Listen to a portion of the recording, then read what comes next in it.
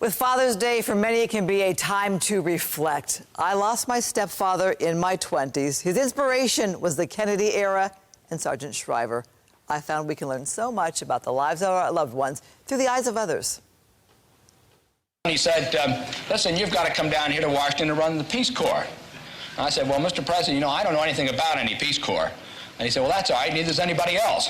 That's Sargent Shriver, called on to create the Peace Corps by brother-in-law President Kennedy. How would you describe Sargent Shriver? Well, I would describe him as one of the most innovative and accomplished peace builders of the 20th century. I called on Jamie Price for insight. He's the author of The Call, the spiritual realism of Sargent Shriver. What was President Kennedy's vision of the Peace Corps? Where I think what President Kennedy wanted and what he wanted Sarge to fulfill for him was an opportunity for Americans to volunteer in helping make friends and build peace across the world at a time that was torn between two major power blocs, the Soviet Union and the United States.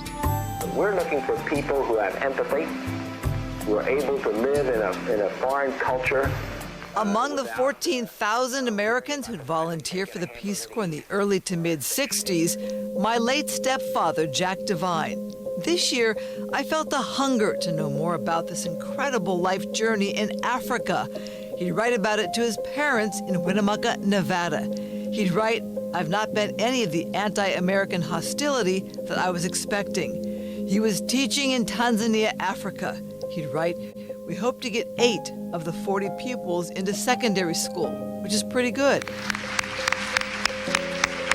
Shriver's daughter, California former First Lady Maria Shriver, here in 2008. It gave me goosebumps when you asked everybody to stand here who has served in a program that Daddy started. Maria would marry Arnold Schwarzenegger. As you write about Sarge Shriver, your father-in-law, and his service. Schwarzenegger told Fox 11's Alex Michelson about a Shriver commencement speech where he said, break this mirror that makes you always look at yourself, and you will be able to look beyond this mirror and you will see the millions of people that need your help. And to me, when I heard that, I said, what a great line. Time magazine called the Peace Corps the U.S. ideal abroad. Back to Jamie Price, who's also the founding director of the Shriver Peace Institute. For someone to be a teacher in Tanzania in the 1960s, what might that have been like? For the individual like your stepfather, it meant having an opportunity to really make a difference. And what a great collection I was able to sift through. Yeah, and by the way, Shriver was the driving force behind Job Corps, Head Start, Vista, and Upward Bound. He died in 2011 at the age of 95. I know your mom was also part of the Peace Corps, She was right? as well, yes. And you think about the service that they learned and then the love of service they instilled in you.